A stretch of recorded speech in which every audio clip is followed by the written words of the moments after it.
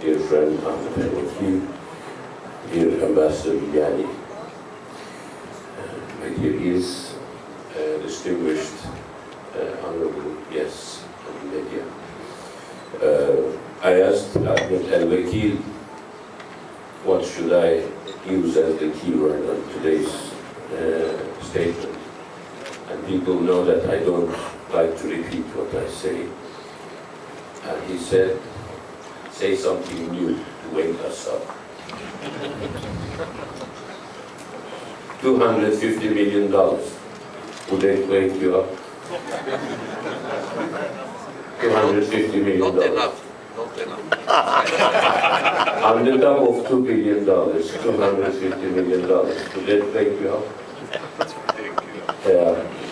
Ladies and gentlemen, it is a great honor for me to announce once again, although it's known by several of you, but some may not, the second tranche of Turkish pledge to act in solidarity with the Arab Republic of Egypt and to support Egyptian transition and democratization process. The $2 billion pledge. The second slice, its ratification by Egyptian legislative and executive has been completed.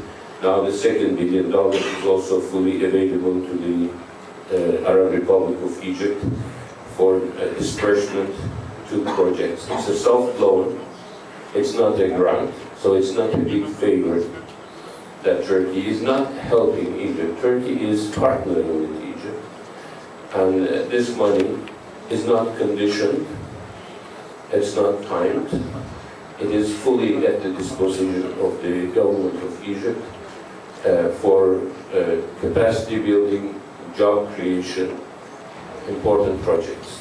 We all know in East and West that if it is properly, wisely used, $1 billion would have a collateral impact of economic stabilization and revival for up to $8 to $10 billion. And it is going to be, hopefully, spent for a good purpose for our sons and daughters, for the future generations.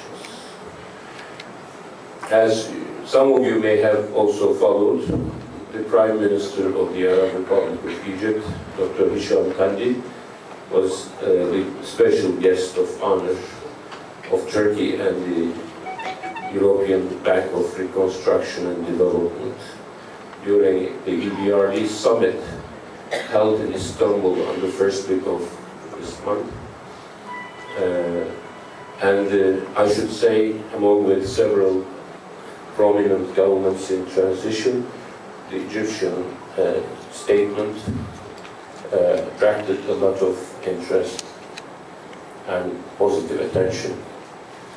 We commend the Prime Minister because it was really helpful in building confidence at a very crucial time when the international financial community and the investors and friendly governments are reluctant to put their hand under the stone and to come, not to the rescue, to come to the partnership with the countries in transition in the Arab Spring.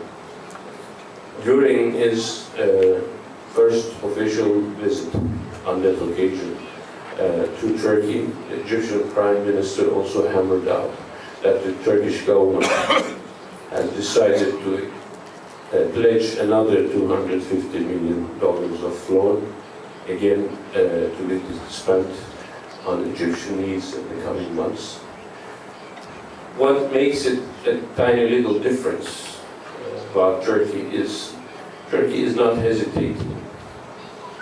Some big investors and big traditional partners of Egypt are in a wait-and-see mood. I have taken a position, and of course I represent Turkey here. That means that Turkey has taken a position, Turkish leadership has a position, that Bukra is too late, tomorrow is too late, and Al-Yawm is the time to move. And several prominent investors, policymakers, decision makers, and statesmen are looking into this part of the world And Egypt has been on the top of the world agenda for the last 2 years and more, since the revolution. Several Egyptians may find it difficult to get accustomed to or adjusted to the new conditions, but it's never easy, particularly when you're dealing with a civilizational country of 100 million population, and 1 million square kilometer of land mass, a continental pillar.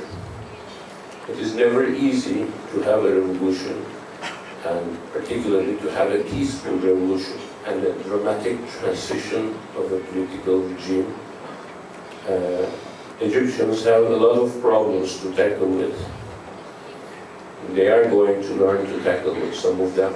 They are doing their best. They're totally, in all walks of life, in all segments of the society, they are determined to address their problems. But this is a completely new environment, a new age is opening. They themselves also are gradually learning how to hammer out a new social covenant. So it is not unnatural for the partners, traditional partners of Egypt, to have a temporary hesitation maybe. But if this hesitation drags for too long, then the situation may really become critical, because Egypt is as President Abdullah Gül time and again has said, and so did Prime Minister of Turkey, Recep Tayyip Erdogan, Egypt is the admiralship of this part of the world. It's not only the Arab world, but Africa and beyond. Ladies and gentlemen, in the 16th century, for the first time ever, the United States of America had a treaty with our part of the world. When that treaty was concluded, Egypt and Turkey used to be one nation. They used to be two civilizational pillars of an imperial legacy. And the agreement was about the Royal Imperial Armada of the then Ottoman Empire, extending protection to American ships sailing through the Mediterranean against piracy. And of course, this would be reimbursed by a certain taxation. So before the contemporary world order has been established, long before, Turkey and Egypt used to provide security to the Eastern Mediterranean. And actually, to be exact, 14 days from now, Turkish Chief of Navy and Turkish Navy will be visiting once again beautiful city of Alexandria. And Mr. Governor, Mr. Minister Ahmet Bey, you are all invited to the deck of our ship.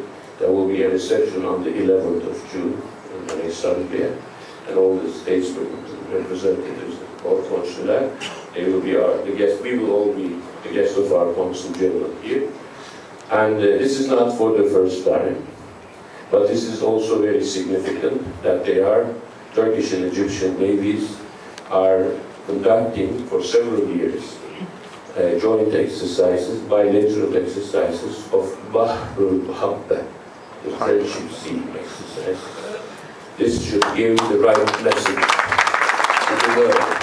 Yes, the 21st century will be determined by soft power maneuvers, but unless you have the hard power capabilities, you cannot exercise your soft power.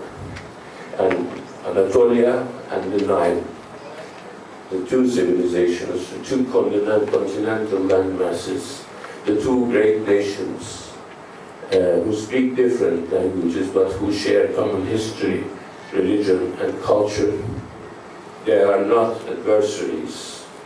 They are not challenges, but they are partners for the West, particularly for Europe. I thank Ambassador Villani for his remarks about investments and the size of Turkish EU economical interaction. But it's far more beyond than that. It has not been always the best and as desired as we had. But the Turkish-EU relationship is a very important one, and I hope Egypt also draws upon our experience on that. We owe a lot to EU. In the course of particularly the last 10 years, out of the $63 billion of foreign direct investment which came to Turkey, as Ambassador Villani says, nearly more than 65% originated from Europe. I'm not talking about the privatizations, which is another 60 or so. So Europe is a partner. Before coming to Egypt, I was Turkey's Consul General in the north of Iraq, in Mosul, which was considered the world's most dangerous city after Fallujah massacres and tragedy. Iraqi nation is still suffering. I had delivered the first ever official speech of Turkey in the contemporary times in the city of Erbil in February 2009, where I said that actually Turkey's borders with Iraq are Europe's borders with Iraq. Whether Turkey is politically integrated, has become full member or not, regardless, Turkey is a member of the European Customs Union, and happily so, and Europe's economic boundaries are Turkey's economic boundaries. Our association agreement with the European Union not only helped rebuilding, reforming, liberalizing, and globalizing Turkish economy, but it has also helped, it served as an anchor for Turkey, particularly in difficult times and in times of national hesitation and debate on how to move about, how to move forward regarding democratization, building up and stabilizing democratic institutions, how to adopt the culture of multiculturalism, how to adopt the culture of political tolerance and coexistence and interaction, how to build a national consensus on all these. One should not underestimate that the advanced nations of Europe set an important example. Europe did not swallow Turkey. Europe did not dominate Turkey. We shouted a lot at each other at times, but at the end of the day, this has been a happy partnership. And in whatever shape it evolves, it is going to remain. So Europe also can act as an anchor for Egypt in its, or through its transition. So Bukhara is too late, tomorrow is too late, today is the time to move. I'm happy to see you. I wish we had 1,000 people. When Turks and Egyptians get together, as we did last November, when Prime Minister Erdogan was visiting Cairo for the second time, we had only 1,200 Turkish and Egyptian business leaders, only 1,200. And I was really hoping that when Turkey, Egypt, and the EU gets together, there will be more synergy. I'm not disappointed, and I'm not underestimating your capabilities, but this is only the little portion of what we can really achieve. Ladies and gentlemen, I have a few more new things to say. I hope I am not boring you. Mr. Governor, please bear with me, Mr. Minister. Encouraged by the European Union, encouraged by Egypt's willingness to expand and diversify this partnership, we tried something which used to be considered impossible. In April, 23rd of April is the National Sovereignty Day of Turkey, the day of foundation of Turkey, Grand National Assembly, which is the source of renaissance of a new nation state out of the ashes of a collapsed empire. And on that day, a Turkish ship sailed from Iskenderun, or Mersin was it, and to Port Said, and it brought first a batch of 150 or so trucks. This is the famous Ro-Ro connection. And in the course of the last 13 months, according to my count, more than 10,000 trucks traveled through Turkey, from Turkey into Egypt, and through Egypt into Gulf countries, mainly to Saudi Arabia, and some went to Jordan. But the concept was not simply starting. It is a heavily subsidized operation. We became poorer by supporting this operation as governments, but it was well worth because until the market rules stabilize, one has to really make this thing sometimes artificially attractive. And the initial companies, some of them were too weak, too small, they failed miserably. But now I understand Turkey is one of Turkey's largest operator is taking over. This is new ambassador, and this is new Ahmed Bey, and hopefully the line will stabilize. But government of Egypt, as long as this line operates only between Egypt and Turkey, and only from Turkey to Egypt, it will not survive. So we will have to do two more things. Number one, the return capability of carrying cargo once the Turkish trucks coming in and delivering their cargo on their way back, they should be able to transport back not only to Turkey but into Europe, into Russia, Black Sea ports, and into Caucasia and Central Asia, African commodities, Egyptian and African commodities. Africa is our target, and Africa is not a target to penetrate. For Turkey and Egypt, Africa is a target to partner. African nations are afraid of, disturbed about, angry against their still very much alive post-colonial memories.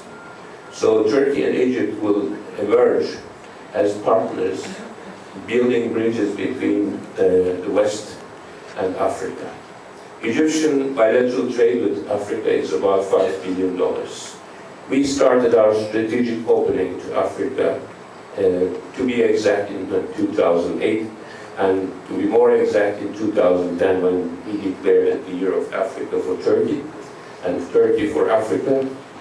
And in less than 5 years, our bilateral trade with the African continent rose to $17 billion.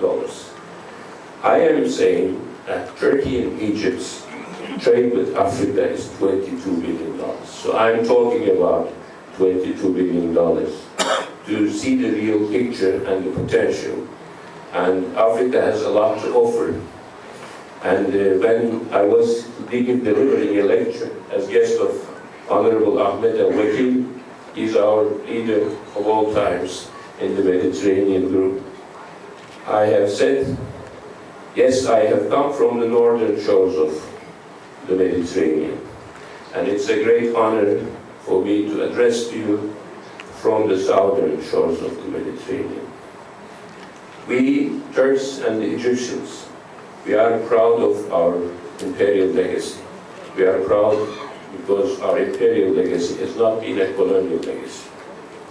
My speech was interrupted by over 350 participating African chamber presidents on that. This was 2.5 years ago, Ahmed Bey, you remember. So I'm saying it again, Turks and Egyptians, we are proud of our imperial legacy. And we are also proud of our non-colonial legacy. We have no intention of rebuilding empires or spheres of influence, but we have every intention of expanding and diversifying on the basis of equality, our partnership, a partnership for the future. It takes a lot of energy to convince the people when you don't have the green dollars in your pocket. But it's also important that the one who smiles last smiles the best, because we are the ones to stay, because Egypt and Turkey are the continental reality. The geopolitics, geography, and history is on our side. Whether within the Muslim world, whether between East and West, North and South, the rapprochement between Turkey and Egypt will bring the continents of Eurasia and Africa closer. This is a mathematical reality. And again, two civilizational countries While the Rome and the Hellen brilliance of history stands as an example of humanity on one side, one should never underestimate the civilizations of Mesopotamia and the Nile Basin, which is where everything has started as Dunya in Egypt.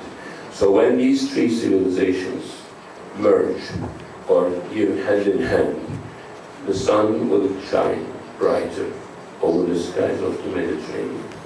And Turkey and Egypt will help moderate the sharp ends, will help reconcile the irreconcilable differences within the region and beyond. And they will bridge between East and West, North and South. And this is the strategic vision of this century, of the 21st century. When Turkey and Egypt gets closer, it will not be a threat to anybody, but it will be a tremendous new asset which will defy the prophecies of clash of civilizations, religions, and culture. Thank you very much.